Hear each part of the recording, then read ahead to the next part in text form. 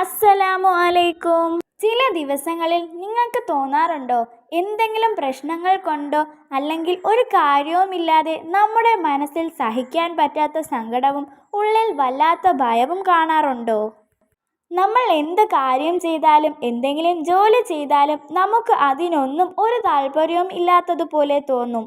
നമ്മൾ ചെയ്യുന്ന കാര്യങ്ങളൊന്നും നീങ്ങാത്തതുപോലെ തോന്നും. നമ്മുടെ ഒരു ചെറിയ കാര്യങ്ങൾ പോലും ചെയ്തു തീർക്കാൻ വേണ്ടി ഒരുപാട് സമയമെടുക്കുന്നത് പോലെ തോന്നും.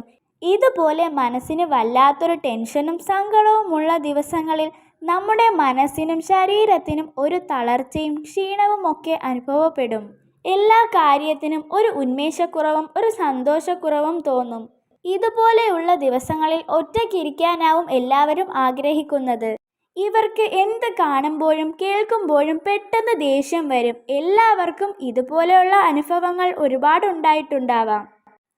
ഇനി ഇതുപോലെ സഹിക്കാൻ പറ്റാത്ത സങ്കടങ്ങൾ വരുമ്പോഴും അത് എത്ര കഠിന ദുഃഖമാണെങ്കിലും അതിൽ നിന്നും രക്ഷപ്പെടാൻ ഒരു വഴിയുണ്ട്.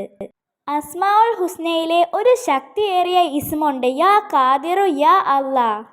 എല്ലാത്തിനും കഴിവുള്ളവൻ എന്നാണ് ഈ ഇസ്മിൻ്റെ അർത്ഥം.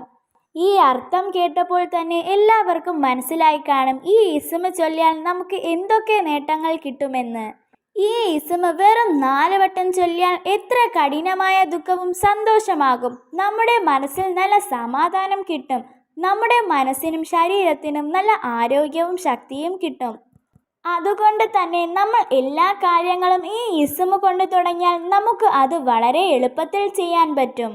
അതുകൊണ്ട് വീട്ടിൽ ജോലി ചെയ്യുന്ന ഉമ്മമാരും ജോലിക്ക് പോകുന്നവരും മനസ്സിൽ സങ്കടം വരുന്നവരും ഈ ഇസ്മ മറന്നു പോകരുത്. അസ്മാഉൽ ഹുസ്നയിലെ ഏത് നാമങ്ങൾ ചൊല്ലി നമ്മുടെ ആഗ്രഹങ്ങൾ പറഞ്ഞ് ദുആ ചെയ്താലും അത് നിറവേറും എന്ന കാര്യം എല്ലാവർക്കും അറിയാവുന്നതാണ്. നമ്മുടെ എത്ര വലിയ ആഗ്രഹങ്ങൾ ഉടനെ നിറവേറാൻ നിസ്കാരം കഴിഞ്ഞു അല്ലെങ്കിൽ നമ്മൾ ഏത് സമയത്ത് പ്രാർത്ഥിക്കുമ്പോഴും ഈ ഇസ്മ 100 വട്ടമോ അല്ലെങ്കിൽ അതിൽ കൂടുതലോ ചൊല്ലി നമ്മുടെ ആവശ്യങ്ങൾ സർവശക്തനായ അള്ളാഹുവിനോട് ചോദിക്കുകയാണെങ്കിൽ ആ പ്രാർത്ഥനയ്ക്ക് ഉടനെ തന്നെ ഉത്തരം കിട്ടുന്നതാണ്. കാരണം നമ്മൾ എന്ത് ചോദിച്ചാലും എന്ത് ആഗ്രഹിച്ചാലും അതെല്ലാം തരാനുള്ള കഴിവ് ഏക ഇലാഹിനു മാത്രമാണ്. ഇൻഷാ അല്ലാഹ് നമ്മുടെ എല്ലാവരുടെയും ഹലാലായ ആഗ്രഹങ്ങളും ഉദ്ദേശങ്ങളും അള്ളാഹു നടത്തി തരുമാറാകട്ടെ. ആമീൻ യാ റബ്ബൽ ആലമീൻ. അസ്സലാമു അലൈക്കും.